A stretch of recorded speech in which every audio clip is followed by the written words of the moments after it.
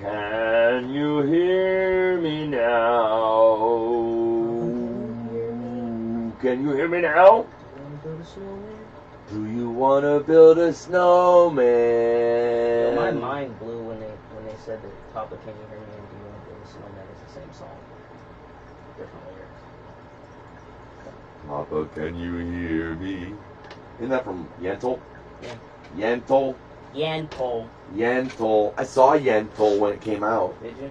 Yentl's actually an amazing movie. Never seen it. It's the story of a young Hebrew girl who wants to study the scripture, but they won't let her because she's not a boy.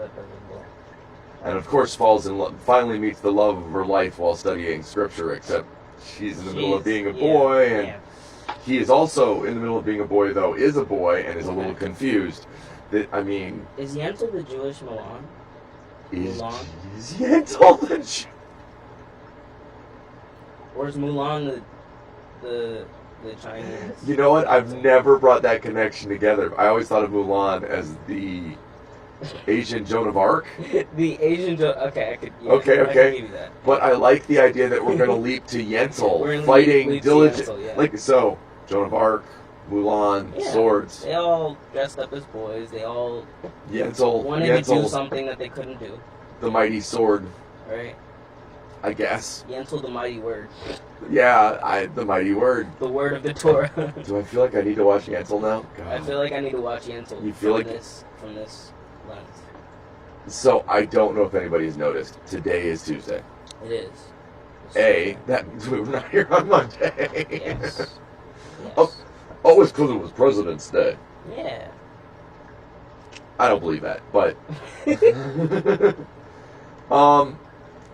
so I've got this on the screen. There's this screaming Captain America looking, flailing its arms like. Yeah. That's what we feel like. What, flailing? Flailing. I think we're flailing a lot at the moment. Yeah, I think so. I think the Tuesday is one of those flailing kind of days, though. I always bring it up, but I mean, I know Tuesday, tomorrow's not Friday. Yeah. The day after tomorrow's not Friday. There's nothing good coming on Tuesday. Monday, the weekend's over, so you're dealing with that, and it sucks for a different reason. Yeah. Tuesday is like the doldrums. I'm not going anywhere. Feel where I'm stuck. It's Tuesday. Tuesday's the stuck day. You know what's funny? I was watching some video, and this person was talking about their life, and they were like, I go to work, and then I go after work. I go to work again, so I'm working a 14-hour shift, basically. And I was like, dang, there's a lot of people that do that. Like, go to one job, and then go to another job, and then go home and go to sleep. Every day. Yeah. Like, that's crazy. Rinse, wash, repeat. And my average day for 15 years was 10 to 12 hours. I couldn't take 2 months of 3 hours. It's crazy. Well, and that was when I had slowed down. Yeah. That when I was over the road, my average day on the log was 14. Jeez. I mean, that I drove long distances and I worked long days. That can't be healthy. I mean, there were days. Okay, so the night we were packing in New Jersey, for those of you that don't know, I packed computer equipment. The first day we were in New Jersey went from 7 a.m. to 1 a.m. Jeez. I worked continuously. Brought 2 different crews. I worked all the way through, but I had 2 different crews. I ran working with you. Yeah. And actually, we talked. The second crew was the better of the 2 crews, and we talked them into coming back in the morning instead of the first crew. Okay. So, and they were like, I'm like, okay, guys, we're gonna be here at 7 though. Are you sure? And they were like, down. Because the first crew was a bunch of sandwich guys. What is a sandwich guy? Let me explain what a sandwich guy is.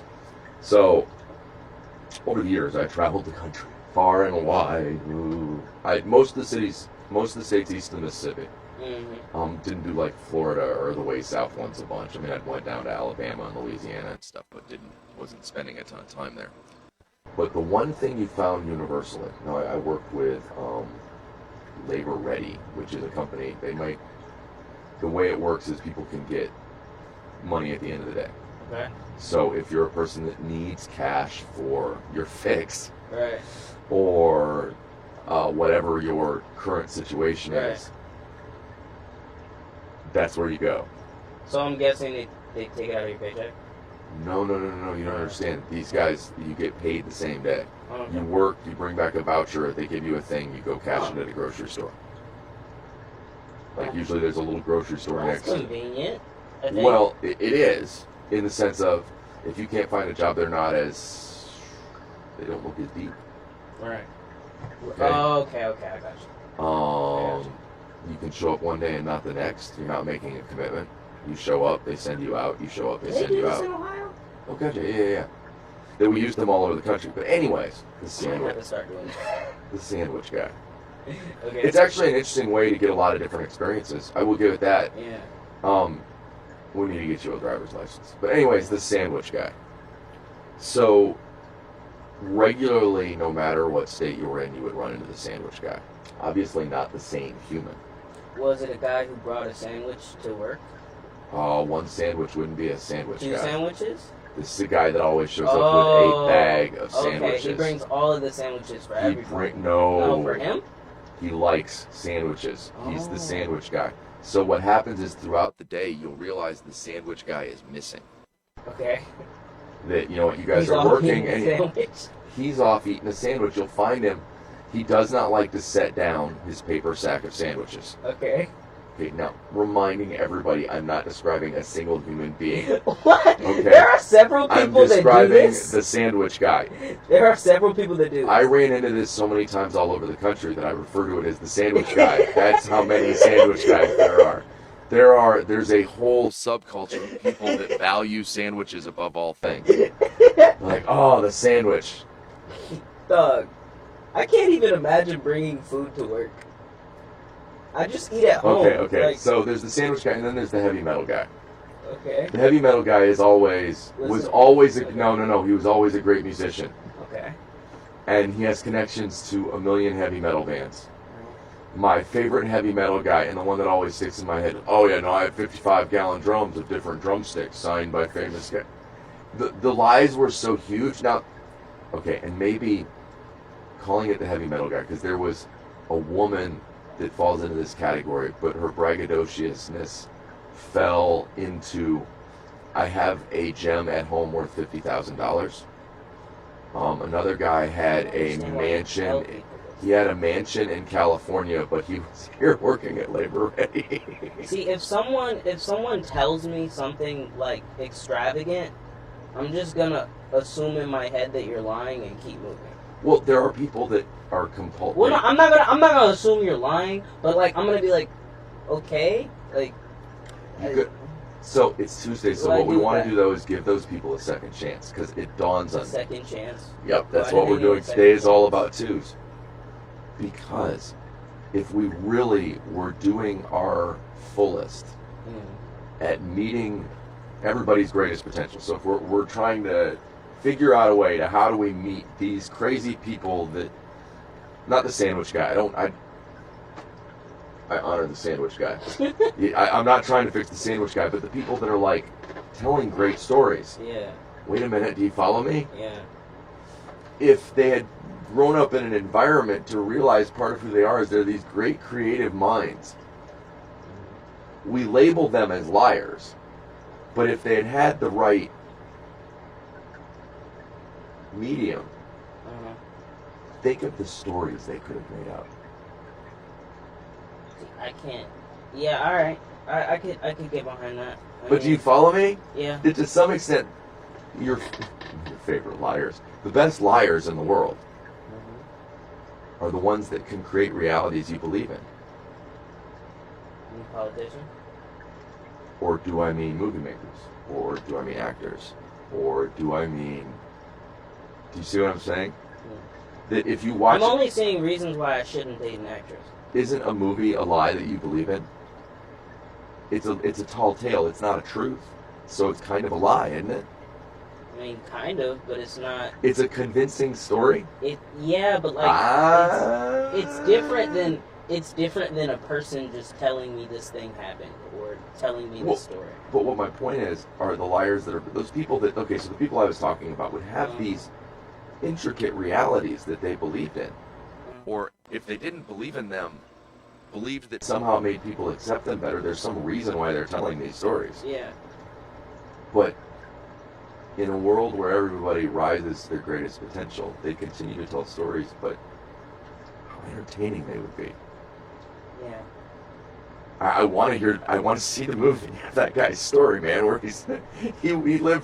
he had such an incredible life in the heavy metal. Okay, he had such an incredible life in the heavy metal scene. The one that keeps hitting me is the I just have so many drums signed by famous drummers that I just keep them in a garage, a warehouse. Oh, and I have guitars. It was like. So now imagine the movie.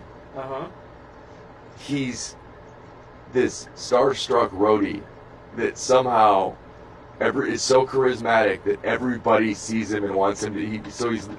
It's a movie about Forrest Gump, the roadie. Instead of presidents, it's all the bands along the way, and he's the real, like, you see him, making some slight thing as he's, he says something, and it turns into it's their most famous song. Actually, he affected them. I can see where this is going. Yeah, getting very almost famousy.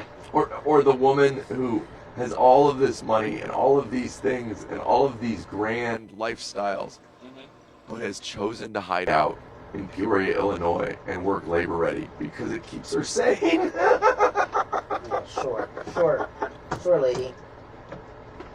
But we all have these dreams and fantasies in our head. The question, that may be very real for them. We watched A Beautiful Mind yesterday, maybe. Hey, he believed it. He knew those people were there. So what you're suggesting is we should get a homeless guy to come in and tell us stories? To come in and tell us stories. Well, why can't I just call them at their house?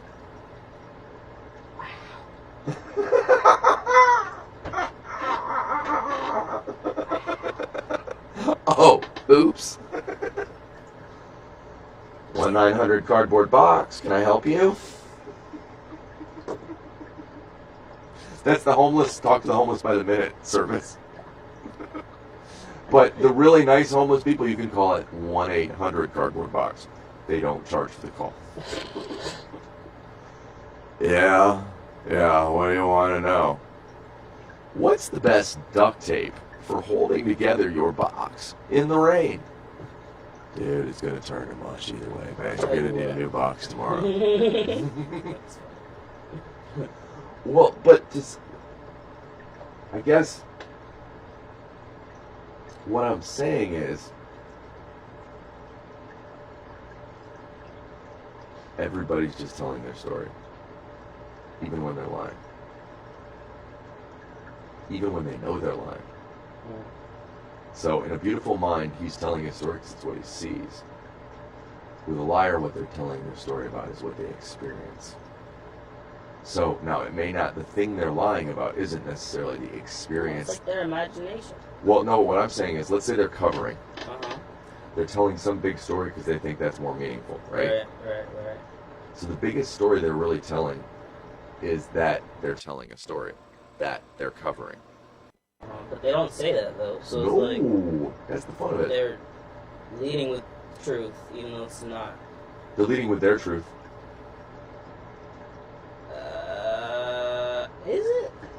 Their truth of, in this particular instance, fear of being judged or whatever. There's an internal thing going on. It's not like, I don't think it's malicious. I don't think most people lie maliciously. I don't think so either, but I also think that there's a lot except for Vladimir Putin. I also think that there's a lot of, like, problems that come from lying. I agree endlessly. Well, yeah. The ultimate in miscommunication is I didn't tell you the truth. Right. I mean, we label different miscommunication along the way. I didn't understand what you were saying. Right. Well, literally, the lie, it was impossible to understand what you were saying, but the lie was behind a perspective that was you trying to say what you see. Right. So is lying and telling the truth any different? Are there two different things there? Oh, yeah, definitely. Definitely. There's no, like, what? Now that I've decided I'm a non-dualist. Are suffering and compassion two pieces of the same exact thing? If giving and receiving if one doesn't exist without the other, if the two are really the same thing, does that mean? I'm more comfortable with people that are uncomfortable with lying. No, I mostly because like when I find out that I've lied about something, I feel very, very uncomfortable by that, and I really can't. So, yeah. What's the correct reaction of the person lied to? What's the correct reaction? So let's say you realize somebody's lying. Okay. I think it depends on the lie. Well, but is it worth time to call it out? Or is it more valuable to note the fact of the lie?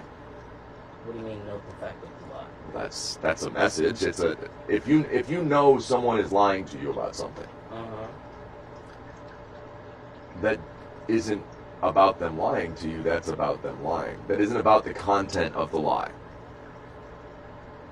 It's about what's the thing? Give me an example. Okay.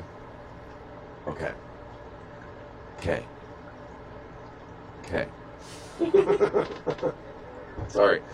That was my ode to Letterkenny of the day. Brought to you by the letter K. So, let's say somebody is lying. We'll go straight to the wall. Let's say somebody's lying to you about whether or not something's done. Is there information, and you know what's done and what's not done anyways. Right. So it's actually almost more informative about what's going on in the other person's mind. I already have the information. If the person is lying to me, I know that there's a reason. There's an anxiety, there's something here I need to compassionately examine. That one reaction is I can just, oh my God, lie. Right. I can react. Right.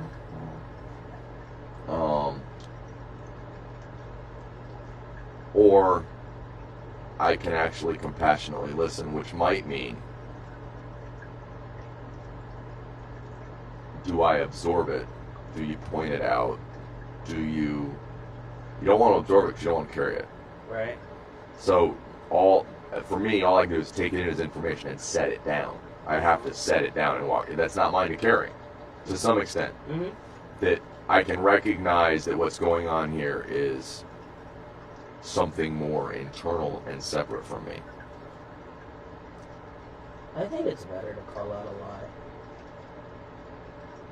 Because always? I think most of the time, I think it's a good rule most of the time because, like, obviously there may be situations where it's more beneficial to have a little bit more finesse and to like curve around it a little bit, but like I feel like calling out the lie gives the other person the opportunity to realize it's a lie. Because sometimes I find that I lie on accident. It sounds wrong. That sounds terrible. I know that sounds You're terrible. like the dude Hold on. I have to say one thing first. You are like the dude Yeah. that looks at his wife and says, I swear, I didn't mean to have sex with her. It was an accident. No, not like that. I slipped on a banana peel. Not like that. I flipped through the air, both of our clothes came off, and my penis landed inside her.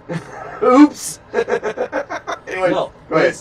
Accidentally. They say something out of reaction. Sometimes I find that I find that people say things out of reaction as opposed to out of, like, literally. I can remember a time where I lied to someone, and the only reason that I like knew for a fact that it was a lie was the cognitive dissonance. God, I love that word so much. I can't say it. Oh my God, Whatever. I love cognitive dissonance. Is just like the best thing, and I'm just like. So this person asked me a question, and I said something, and then I looked around, and I was like, "Why am I lying about that? This is not what I said." Hold on a second. What? Are you gonna call somebody? I don't know. Keep going. I might. Anyways, I basically like immediately like the thought came to my head like, why did you lie? Like, I know you may have felt like you needed to lie, but it didn't make as much sense to lie in this instance. Like, it wasn't the right thing to do at all. Like, you shouldn't have done that. So I had to realize, okay, why was my first instinct to lie? So for some reason, sometimes my first instinct is to lie, and I don't always. The problem with what's it called when you like lie? Compulsively? Yes. The problem with compulsive lying is that the person that's doing it doesn't always know that they're lying. Well, it's habitual. No, Yes, you fall into a habit, and unless people are calling you out, it can be easy to continue just compulsively lying. I mean, obviously you should call yourself out as much as you can, but absolutely. I think other people should do that as well. I think other people should call you out as well. Because if you keep people honest, it's a lot harder for them to lie. They have to work a lot more at it. Yeah, sure. Not the individuals, the headphones themselves. Thank you. Ooh, a little more up. Oh, we got sound. Okay. Let us see. Dom. I don't know if this works really. This works? Yeah, no. Oh, shoot. Wait a minute. Oh, shoot. Turn up the, Hello? Guys? Hey, how's it going? Welcome to Where's the Line, Studio 586B. Hey everybody, this is David and Tori. We're working on putting together... God, what are we putting together, guys? A nice group. A nice, welcoming, inclusive group for all the 2,000 students out there. Absolutely. The goal... I am a huge one on spreading compassion. That's kind of... It's sort of what we do. Today what we were talking about was, what do you do? I'm interested in your guys' input here. What do you do when you know someone's lying to you? Like, it doesn't even, you know what I mean? How do you react to the idea that sometimes, we were talking about the idea that, well, sometimes it's better to just go, there's this other information there, that when you know the answer, someone lies to you and you're like, oh, they're obviously kind of going through a thing. Yeah, well, people lie. People lie a lot. I deal with that a lot as well. You know, not everybody does there. When I choose not to react to lies, if I perceive them as lies, I'll you know, it's in my eyes. I'll give you a look like I know. I choose not to call people out on it. Just let them know that I know, and you know, that's how it works. Yeah, I'd say something similar, and I think a big part of it depends on context, right? It depends on the context of the situation. It depends on the relationship. You know, it's one thing if a wife lies to you. It's another thing if, you know, there's just some acquaintance that lies about something silly. You know. Well, there is the Buddhist concept of the noble lie as well, right? Telling a small lie in order to spare someone's feelings. And I think sometimes, contextually, that's appropriate. Yeah, exactly. Context, right? It's interesting. So, it's an interesting topic. So I have a weird set of rules for myself, though. So for me, it's a line I'm not supposed to cross. Oh, me too. Same. That I like as a general rule. Oh my God, guys! I apologize. This is my co-host Ross. Hey. Hello, Ross. Hi, Ross.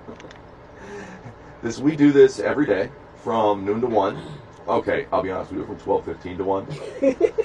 We're technically on at noon o'clock 30-ish, which is, as everybody knows, 12:15. That's the scheduled time for this. I'm wrong in the head. As long as you got it in the pocket. I have a little jar on my desk. We were. Oh. Did we lose somebody? I don't know.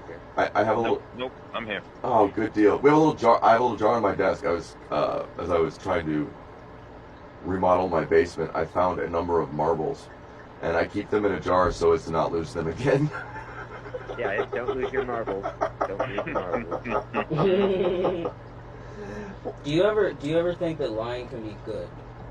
Like not like it can be kind of good, but like straight up good. Like a lie is actually good in this situation. Sheesh. Right. Sheesh. I mean, in context, yeah, it could kind of like David brought up the noble lie. It could spare someone suffering, but I guess I don't know. I guess part of that depends on. I mean, everyone's experience is different. What is your North Star? Right? Is your North Star complete truth, and everybody should have the wherewithal to be able to face truth and not be offended, or to take the offense and grow from it, you know, or is your North Star ultimately compassion, and you will do whatever it takes to give any individual compassion that they need. Wow, that's deep. That's when you bring compassion up against truth, and you're like going, oh wow, that's a line to draw, isn't it? Yeah. Yeah, what's most important, right? It's kind of hard to say. Everyone's a little different. Bearing someone's feelings is definitely the compassionate thing to do some of the time. Wow, that's literally like breaking my head. Not in a bad way. And, I mean, and you got to look too long term. You know, while short term maybe a lie is compassionate for that individual short term, maybe long term and ultimately the compassionate thing to do is to tell them the truth. Well, you know. Here's the, okay. I'm gonna.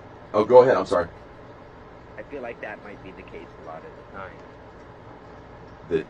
Have you guys ever heard the story of the old Chinese farmer? No. No.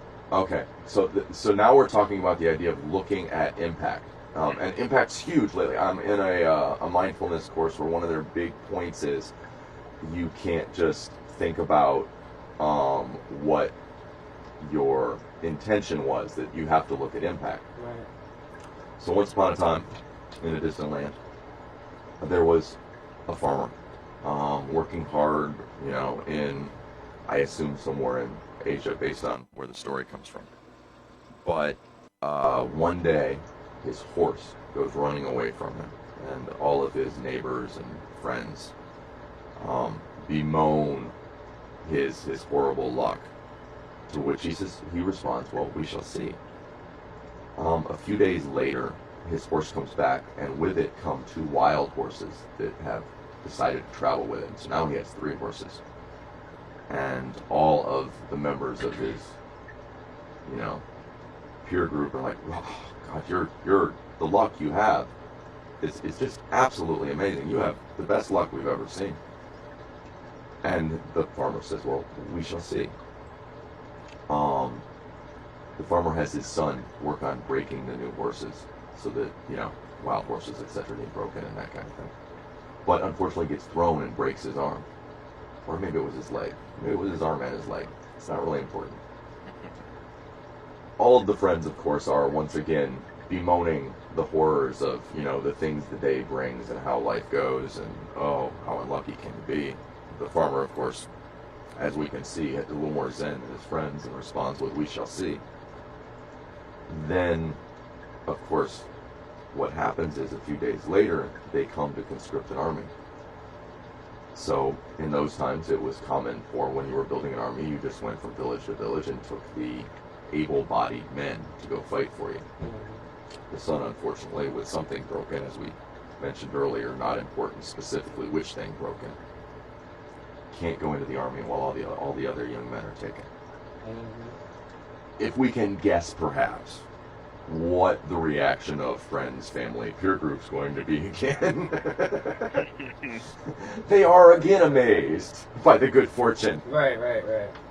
But, and this is the most important part, that at that moment where you feel so fortunate, you may think you're getting it right, but we shall see.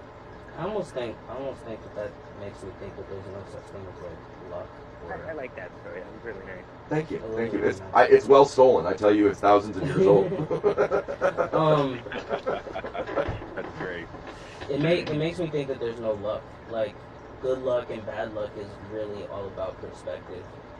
Like even bad things that happen to you can lead to good things, and even good things that happen to you Well, I can lead find to bad. from my experience, because I've been through the washer a few times, that it's the good things in life that aren't very good. I mean, they don't last long, and then you're left wanting more. The bad stuff is what causes reflection, it's what prompts growth. So the bad things in life are really what's going to get you the best result, in my opinion. Oh, I have to hit you guys with another cliche then. And it's really that if you just remember rain makes the flowers grow, struggle rings the school bell. It means the flowers need the gray days. Right, I got that. And at the moments that it's the hardest, what you're doing is you're at school. You're supposed to be learning. Okay. Ah, I get you. That's good. That's a nice thing. Oh, I'm those I don't steal, and I have a ton of those. Too. On my really zen days, I say things like, "Ooh, yes, clip flowers, gather fruit." Yeah, I know that. Do you guys ever have trouble like figuring out in a situation whether or not it's better to be honest or compassionate? Because I find I have a lot of trouble with that. No, I wouldn't say I do. I mean, again, for me, a big thing is not telling the truth. Or, I mean... That's the North Star. The North Star North Star is don't tell the truth. Yeah. No, obviously that was mistaken. The North Star is to not lie. And I think personally for me, and my experience was, when I was younger, I would lie. Like, I'd maybe, try to whether sugarcoat or hide things, but for me it was out of fear. I had this realization, it's like I lie out of fear. I lie because I don't want judgment. I would lie because I didn't want repercussions. And sometimes that would be, not wanting to hurt someone's feelings, but I think over time, right, it for me it shifted to like, okay, well, tell the truth, and the truth is the truth, so to say. Obviously everyone's truth is a little different, but I don't really lie, and for me it doesn't really come to be a thing of compassion or not compassion. It's just doesn't tell arise. the truth, whatever it is, really. Yeah. No, I'm with you on that. Somehow I end up feeling that, but then when we were talking about the idea that you could come to that point, okay, so the compassionate lie is, it would be bad for us to know there's aliens in Area 51. Right. well, the thing is, I feel. Right. I was trying to find something outside of the box where we could go, okay, so what if the idea of the compassionate lie is there's something there that it would be worse for us to know?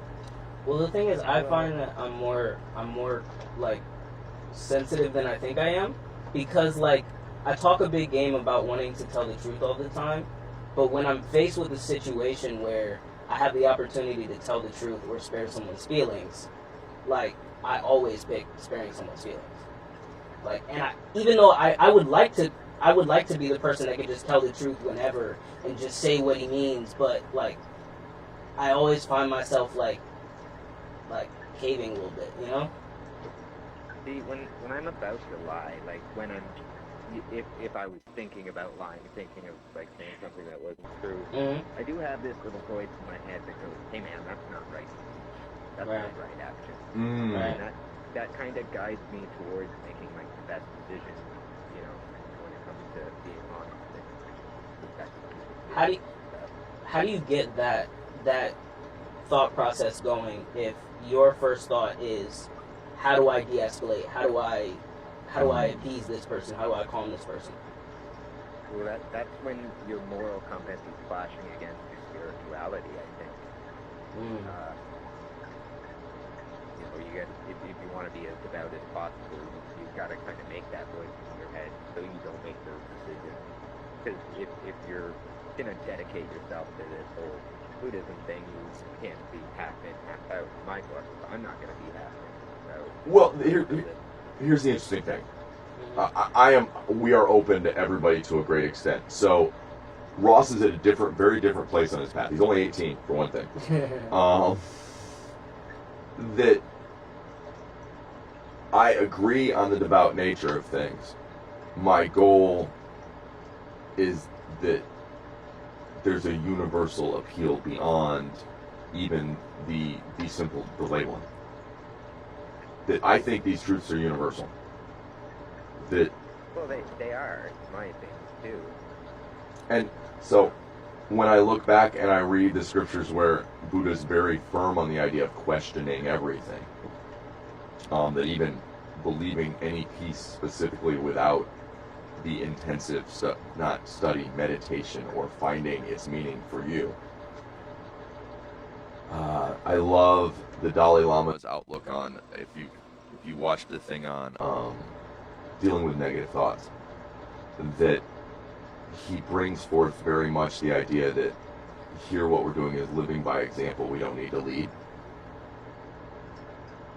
To some extent, if that makes sense. Yeah, no, that makes living sense. I always thought leading has a sense of judgment and superiority to it. And that's not really the goal. There shouldn't be any... Well, I think if leading, to me, leading is a little bit different, because leading has always been for me that live by example type thing, which is, I'm gonna go this direction. You guys can choose to follow me if you want. I don't care. I'm going in this direction, you know, like, and I guess reaching out to people and like judging people for the way that they think is two very different things. You know, you gotta learn to, at least I do. I have to learn to like reach out to people and say, hey, I got this idea, without saying, hey, if you don't join me now, I'm gonna disown you. like getting all, you know, upset about whether or not they, you know, connect. I mean, whether or not someone connects, that's not really up to you. All you can Right. do is Right. the path readily available for them, you know? I Right. can just put it out there. All I can do is put it out You there. don't have to lead them through the door. You can open it for them, sort of deal. That brings up a funny thing that we were talking about in a group that I believe all three of us are in. I don't think Ross is, but we were discussing the fact that, you know, what you can do as a teacher is you can open the door and you can show them the door and you can lead them to the door and you can... I brought up... Horse to water, but you can't make them drink. I brought up that back in the day there were a lot more bamboo sticks involved. Well, you can sometimes hit somebody hard enough that they fall through the door, I've heard. You can show them the weird sliding door. I don't know. The true fashion of sin gets beat with a bamboo pole. I had a waking dream where that was literally... You're getting beat with a pole. Yeah. It was one of the most beautiful dreams of my life, but very painful. I was definitely there. I am here. It was an interesting point. But the thing I love is, so we've got David, we've got Tori, Ross is talking, and Ross does some producing.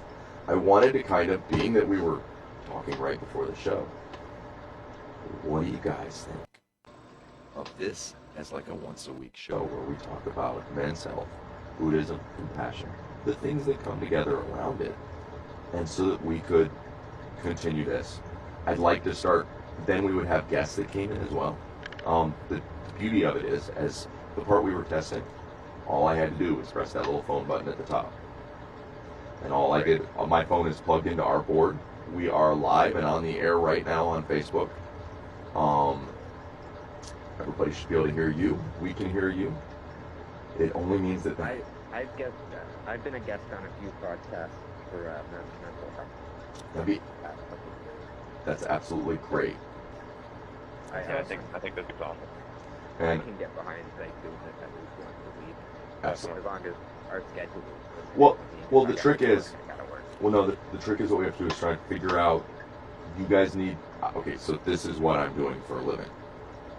Right now, what I'm trying to do is figuring out how to pay for my temple. But we talked about the idea that I'm trying to get a nonprofit off the ground, and the concept is these studios that then become voices. I like to picture it like if you were turning on spotlights all over the world. Right. So that the idea behind it is that the studio is the nonprofit arm, And what it's trying to do is lift people. We have musicians that come in. We have a variety of... We didn't do our show this morning, but in the morning, traditionally I call all over the world and talk to people in hotels in different countries and ask them how the weather is. Yeah, that's so silly and so simple and so powerful. It's demonstrative of the fact that we are that connected. Yeah, no, I was going to say that's just like a firm example of how connected we can all be these days, where we can forge these long-distance conversations, basically at a whim. Well, and that's when, on our side of it, because we all feel a deep connection to Buddhism, when we talk about the idea of a universal sangha, the idea of a temple that doesn't have walls. Well, and then when I study deeper, I go, no, the temple doesn't have walls anyways. Temple's not a building. The temple has never had walls. No, never. And so now we live in a world where, the temple doesn't need walls. And that's the big change. Our goal should be adapting the old to the new, making these two things connect in a meaningful way. Exactly. I swear to you, the page sitting next to me right now is a page of the deeper Buddhist meaning in a variety of movies. The inner teachings that have just come through from watching Groundhog's Day. Groundhog Day is a perfect example. It is. It doesn't get any better. Oh, wait! I'll give you Kung Fu Panda unrolling the scroll at the end and realizing it was him all along. I love that movie. Kung Fu Panda's so great. Oh yeah, until he's running around kicking his little brother. I'll tell you, the one that hit me yesterday. We decided to rewatch A Beautiful Mind. I don't know if you've ever seen that. It's about John Nash. Real quick, guys, I gotta hop off. You know what? Let's do this more. It's an absolute pleasure. Absolute pleasure. Let's do this more later. I'll be honest. We're at the point of about rounding up our show. Anyways, I just got lost in talking to you guys, and I think that's a good sign. I can do this all day. I can do it all day. Yeah. If we do it right, eventually, this is what we'll do all day. I love it. I love you guys. We'll talk to you soon. Absolutely. Be safe. Thank you so much.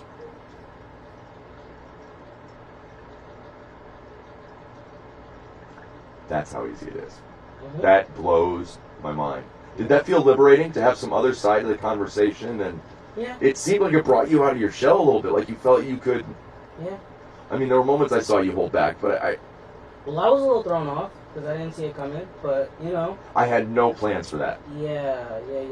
But on Tuesday, we had 2 extra people. Yep. On the second day of the second month of the second year of the decade. You gotta think about it. It is. Yeah, I have to think. Yeah, you can't. I had to think. It's second year of the decade, not second year of the century. It's 22nd year of the century. I had to think about that. So I went with but you could go second day of the week, second day of the month, second day of the decade. So you could say second day over and over again. Right, I get you. And then you could count how many seconds you have in your day. Well, I mean, it's 101 right now. I'm just waiting for 222. Did you follow me? Yeah. And then you could count how many seconds you have in I a can day. take a screenshot on my phone. It's about seconds Mm-hmm. in a day. Why not seconds in a day. Why not 222 so that it matches the date? Yeah, that's what I'm saying. I'm gonna wait for 222. Well, you said 202 first. No, 222. 222? Yeah. Okay. 222. 222. 222. Oh, okay. Yeah. I'm with you. I'm with you all. I'm about blown away. I'm really about blown away. I think we're going to do another show. Think so? I think it's going to flow really well, too. That's gonna be good. I think it'd probably be a once-a-weeker, maybe an hour or 2. Straight Okay. podcast. Straight to podcast. Oh, well, I mean, my thought is you post it live when you're doing it, just because you're doing it. It's not as interesting to watch because you can't see everybody. Right. We're on the phone talking to somebody. That's not as Right. interesting. I mean, you know what I mean? Right. Did you hear it? Yeah. Hey folks, I got a text message.